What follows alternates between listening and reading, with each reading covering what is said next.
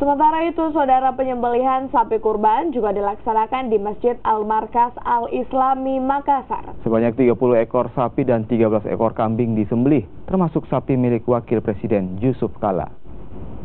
Salah satu sapi kurban yang berada di Masjid Al-Markas ini merupakan milik Wakil Presiden Yusuf Kala dengan berat sekitar 200 kg.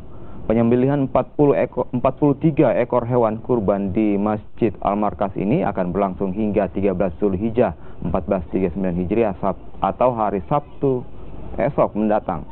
Warga yang layak mendapatkan daging kurban sebelumnya telah didata oleh panitia berdasarkan data dari setiap kelurahan.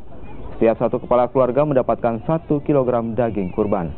Sementara pemilik hewan kurban akan mendapat 3 kg daging kurban.